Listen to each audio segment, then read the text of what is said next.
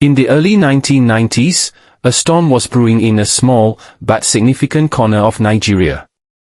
The Ogoni people, an indigenous group living in the Niger Delta, were at the heart of it. For decades, the Ogoni land had been home to sprawling oil fields, and the wealth beneath their feet had fueled Nigeria's economy. Yet, while the country prospered, the Ogoni people bore the brunt of the environmental devastation caused by oil extraction. Their rivers were poisoned, their farmlands ruined, and their air thick with pollution. Life in Ogoniland became a daily struggle. Among the Ogoni people, a voice rose to challenge this injustice, a man named Ken Saro-wiwa. A writer, activist, and leader, Ken saw the suffering of his people and decided to act. In 1990, he founded the Movement for the Survival of the Ogoni People, MOSOP. This group aimed to fight for environmental justice, fair treatment, and compensation for the Ogoni people. MOSOP's message was clear: multinational oil companies, particularly Shell, and the Nigerian government were responsible for the suffering in Ogoniland. Ken Saro-wiwa was a charismatic figure. His words carried weight, and his passion inspired many. He wasn't afraid to call out Shell for their role in the environmental destruction, or to criticize the Nigerian government for its complicity. Under his leadership, MOSOP organized peaceful protests and drew international attention to the plight of the Ogoni people. In 1993, an estimated 300,000 Ogoni people marched against the exploitation of their land, demanding justice. But Ken's activism made him a target. At the time, Nigeria was under the military rule of General Sani Abacha, a regime known for its brutality and intolerance of dissent.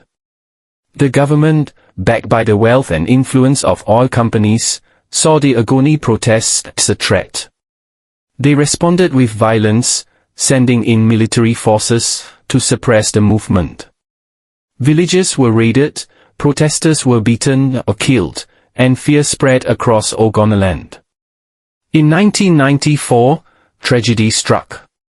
Four prominent Ogoni chiefs, who had opposed Ken Saro-wiwa's methods, were murdered during a community meeting. The Nigerian government quickly arrested Ken and 8 other MOSOP leaders, accusing them of inciting the killings.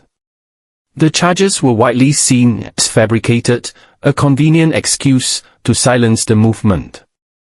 Despite international outcry, Ken and his co-accused were denied a fair trial. They faced a military tribunal, where the outcome seemed predetermined. Ken's trial was a travesty of justice.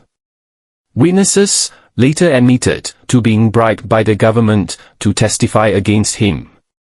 Despite the lack of credible evidence, Ken and the others were found guilty and sentenced to death. The world watched in shock, with human rights organizations, foreign governments, and activists pleading for clemency. But General Abacha's regime was unyielding. On November 10, 1995, Ken Saro-wiwa and 8 other men, Baraba Bera, Felix Nuit, John Quinan, Nodo Iwo, Daniel Gboku, Baranam Kaibel, Saturday Dobi, and Paul Levuler, were hanged in a Port Harcourt prison. The execution was swift and brutal, carried out despite widespread condemnation.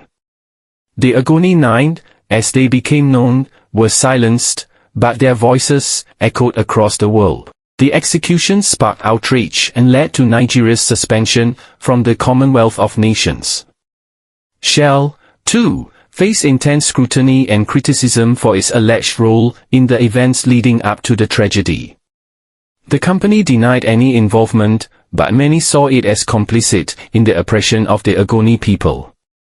To this day, Shell remains a symbol of the corporate greed and environmental degradation that plague Ogoniland. For the Ogoni people, the fight didn't end with the deaths of the Ogoni Nine. Their sacrifice brought global attention to the environmental and human rights abuses in the Niger Delta. In 2009, after years of legal battles, Shell agreed to pay $15.5 million in a settlement with the families of the Ogoni Nine, though the company admitted no wrongdoing. Meanwhile, the United Nations Environmental Programme, UNEP, released a report in 2011, highlighting the severe environmental damage in Ogoniland and calling for urgent cleanup efforts. Ken Saro-wiwa once wrote, "You can't destroy an idea." Though his life was cut short, his vision of justice and equality lives on. The Ogoni Nine story is one of courage in the face of oppression, a reminder that the fight for justice often comes at a high price. Today, the Ogoni people continue to demand accountability and environmental restoration, inspired by the legacy of Ken and his comrades. Their story is a call to action for all of us, to stand against injustice, to hold those in power accountable, and to protect the earth and its people. It's a story that should never be forgotten.